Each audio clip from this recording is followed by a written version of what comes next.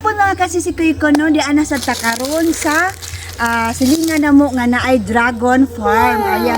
So atong lantawon ayan dragon farm mga kasisikoy kung okay pa ba kay karon ba yung panahon na sting init. So naani siya duol sa mo sa tan-awang palibot mga kasisikoy ko pagka anindota jud no. So naglakaw mi diri sa kuyog ang akong igagaw. So karon atong itorta mo sa dragon farm.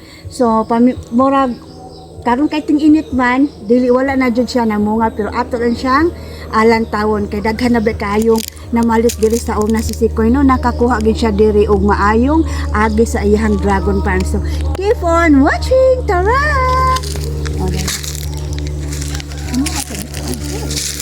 Karon mag-video lugsungon no. So maghinay lang ta. So ayan. Yun na lugsungon.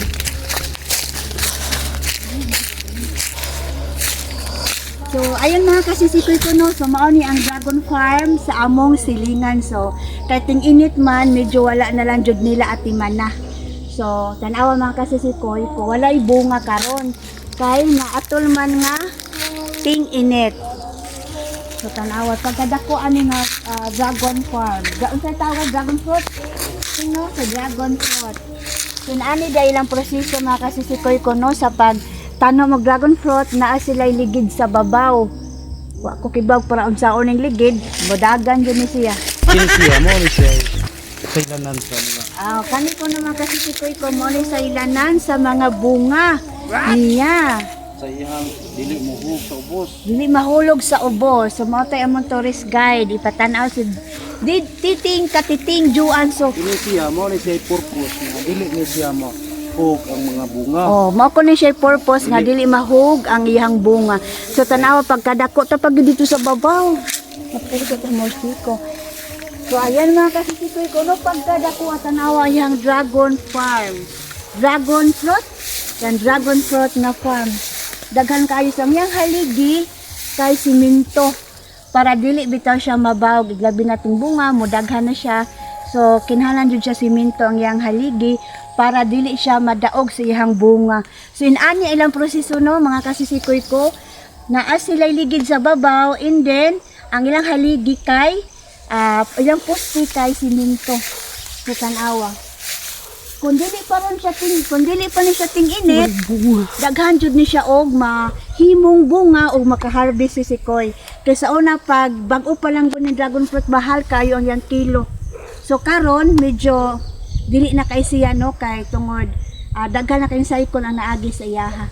Dako kay ni siya katabang sa atong panglawas ang dragon fruit. So ilibot siya ilibot na. Iko-ikoan sa na tanawa makasisikoy ko pagkadaghana aning dragon fruit farm. Ayan. So naasad sa babaw. Nabanuan na lang siya no kay tungod sa wala na siya atiman kay ang balay masagod niya makasisikoy ko tuwa sa layo. So karon kay ting init man wala na lang nila atiman na. Tanawa pero sa una makasisikoy ko pagka anindot na niya jud tan-aw labi nag mamunga nindot jud kay siya. So ayan sa mga padong siya sa babaw. Look at mga kasisikoy ko. Kinahanglan jud siya nga naa gid ay siya. So kuan siya no medyo hait. Ayan mo siya dragon farm nga.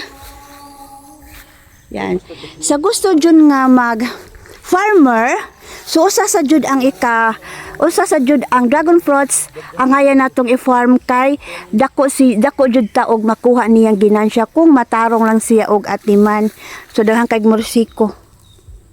So ayan mga kasisikoy ko, dako po sa kigbuan ng diri og dako sa kay kagpanglantaw kay kabungturan ang naa sa isid ka kilid.